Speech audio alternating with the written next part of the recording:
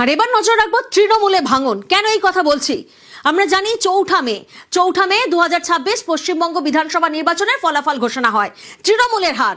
আর আজকের ডেট কত? 3রা জুন। ইতি তৃণমূলে ভাঙন, শাসক দল বিজেপি, তবে বিরোধীকে সেই প্রশ্ন, মমতা তৃণমূল কি বিরোধীও হতে পারবে না?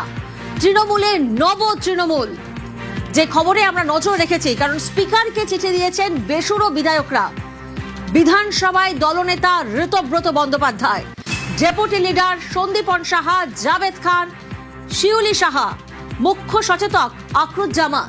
দু একদিনের মধ্যেই সিদ্ধান্ত জানাবেন স্পিকার। 59 জন বিধায়কের সই করা চিঠি নিয়ে বিধানসভায় ঋতব্রত এবং সন্দীপন সাহা তিনি দাবি করেছেন 2/3 বেশি বিধায়ক রয়েছেন। তবে এই যে রাজনৈতিক একটা ডামাডোল, তৃণমূলের এই যে গৃহদাহ, তৃণমূলের এই যে নতুন একটা ব্লক তৈরি, এর পরিষদীয় ব্যাখ্যা কি হতে পারে, এর পরিষদীয় ব্যাকরণ কি হতে পারে? আমরা কথা বলেছিলাম কমলিকা সেনগুপ্তর সঙ্গে, কি ব্যাখ্যা দিচ্ছেন শুনবো। রাজনৈতিকভাবে দেখতে গেলে এটা তৃণমূলের মধ্যে আরেকটা তৃণমূল, এবং এই তৃণমূল চায় যাতে তাদের কথা শোনা হোক পার্টিতে। এই তৃণমূল চায় যাতে মমতা বন্দ্যোপাধ্যায় এটা বুঝতে পারেন যে ভুলগুলো হয়েছে সেই ভুলগুলোকে নিয়ে আলোচনা করে সবাই মিলে এগোনো উচিত। এটা রাজনৈতিক ব্যাখ্যা, এবং সেখানে দাঁড়িয়ে এটা মনে করার কোনো কারণ নেই যে ঋতব্রত ব্যানার্জি একটি কোনো নতুন দল করবেন এবং ঋতব্রত ব্যানার্জি সরাসরি চ্যালেঞ্জ করবেন মমতা বন্দ্যোপাধ্যায়কে। এমনটাই আমরা জানতে পারছি, যেটা তাদের বক্তব্য। এর বারবার আজকেও যখন ঢুকেছে তখন তাদের এটাই বক্তব্য বলা হয়েছে। কিন্তু তৃণমূল কংগ্রেসের ভবিষ্যৎ যে একেবারেই অন্ধকার এবং তৃণমূল কংগ্রেস যে কার্যত প্রায় শেষ হয়ে যাচ্ছে, সেটা কিন্তু এই আজকের যে ঘটনা সেটা থেকেই স্পষ্ট বোঝা যাচ্ছে। কিভাবে? আমরা যদি কালকে থেকে বিষয়টাকে দেখি, কালকে মমতা বন্দ্যোপাধ্যায় প্রথমে রাস্তায় নামলেন, প্রথমবার পরিবর্তনের পর তিনি রাস্তায় নামলেন। তার সঙ্গে কারা থাকলেন? তার সঙ্গে হাতে গোনা কয়েকজন বিধায়ক, তার সঙ্গে হাতে গোনা কয়েকজন সাংসদ রইলেন, সবাই পুরনো দিনের, বাকি কেউ রইলেন না। যাদেরকে দেখা যেত, যেরকম সায়নী ঘোষ, অরূপ বিশ্বাস, জুন মালিয়া, মারপিট পড়ে যেত, কে প্রথম লাইনে যাবেন মমতা বন্দ্যোপাধ্যায়, তাদের কাউকে দেখা গেল না। সেই সময় কিন্তু বিভিন্ন জায়গায়, কলকাতায় বৈঠক করলেন মালদা মুর্শিদাবাদের বিধায়করা, বৈঠক করলেন বীরভূমের বিধায়করা। তারা কাদের সঙ্গে বৈঠক করলেন? তারা বৈঠক করলেন ঋতব্রত বন্দ্যোপাধ্যায় এবং সন্দীপন সাহার সঙ্গে। কেন বৈঠক করলেন? বৈঠক করলেন যে তারা চাইছেন না শোভনদেব চট্টোপাধ্যায়কে তাদের বিরোধী দলনেতা করতে, কারণ পুরো যে প্রসিডিওরটা ফলো করা হয়েছে সেই পুরো প্রসিডিওরটাই জালি, সেই পুরো প্রসিডিওরটাই জাল করা হয়েছে বলে তারা মনে করছেন। এবং সেই জায়গা থেকে দাঁড়িয়ে তাদের পাশে আমরা দেখলাম শুধুমাত্র 52 না, 59 জন, এবং তাদের মধ্যে অনেকে যারা বহুদিন ধরে মমতা বন্দ্যোপাধ্যায়ের সঙ্গে রয়েছেন। জাভেদ খান রয়েছেন তার সঙ্গে, আখরুজ্জামান রয়েছেন মুর্শিদাবাদে, চন্দ্রনাথ সিংহা প্রাক্তন মন্ত্রী, সাবিনা ইয়াসমিন তিনি প্রাক্তন মন্ত্রী, কাজল শেখ বীরভূমের।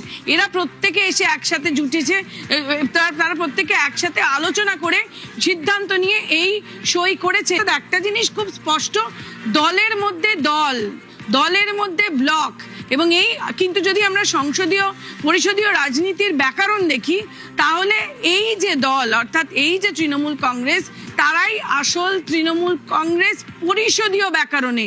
সেখানে কিন্তু এই 21 জন যারা সই করলেন না, তাদের কিন্তু এই জায়গায় পরিষদীয় রাজনীতির ব্যাকরণ অনুযায়ী তাদের মূল্য থাকবে কিনা, সেই বিষয়টা কিন্তু একটা বড় প্রশ্নচিহ্নের সামনে দাঁড়ালো।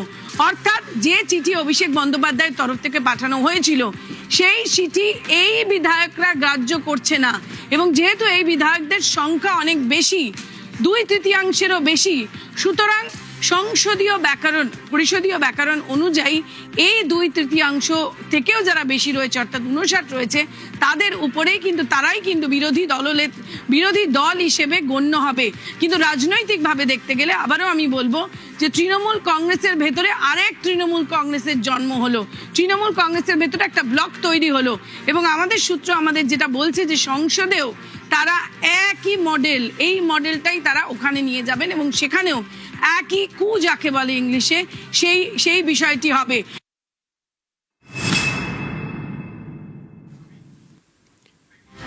স্পিকারকে চিঠি দিলেন বেসুরো বিধায়করা। বর্ষিয়ান বিধায়ক সমর মুখোপাধ্যায়ের হাত দিয়ে চিঠি। সব বিধায়কের সঙ্গে কথা বলেন স্পিকার। যাদের চিঠিতে সই তাঁরা রয়েছেন কিনা নিশ্চিত করেন স্পিকার। স্পিকারকে চিঠি দেন বেসুরো বিধায়করা। বর্ষিয়ান বিধায়ক সমর মুখোপাধ্যায়ের হাত দিয়ে চিঠি।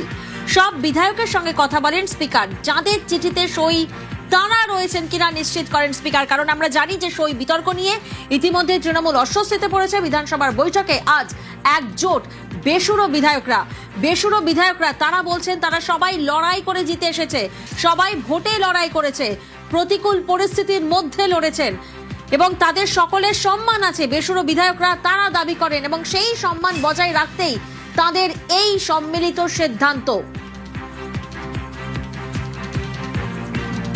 বিধানসভার বৈঠকে আজ আমরা দেখি একজোট বেসুরো বিধায়ক তারা একে একে করে আসেন এবং তারা জানান যে তারা প্রত্যেকেই লড়াই করে জিতে এসেছে, তারা প্রত্যেকে ভোটে লড়াই করেছেন, প্রতিকূল পরিস্থিতির মধ্যে তারা লড়েছেন, তাদের সকলেরই সম্মান আছে এবং সেই সম্মান বজায় রাখতেই তাদের এই সম্মিলিত সিদ্ধান্ত। বেসুরো বিধায়করা তারা একে একে করে জানান।